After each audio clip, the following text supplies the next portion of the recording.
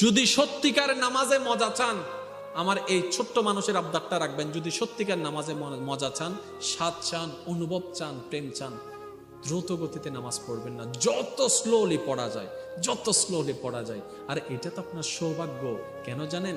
আপনি যখন নামাজে দাঁড়াচ্ছেন, নবী রাহমাতুল্লিল আলামিন বলে, বান্দারা যখন সিজদায় যায়, কপালটা তার মাটিতে লাগে না, রবের রহমতের দরবারে গিয়ে লাগে। সুবহানাল্লাহ। বান্দা যখন নামাজে দাঁড়ায়, সে জমিনের উপর দাঁড়ায় না, সে তো রবের সামনে দাঁড়িয়ে আছে। এবার একটু ভেবে বলুন না, কতই না সৌভাগ্য আমাদের নামাজের মাধ্যমে আল্লাহ করে দিলেন।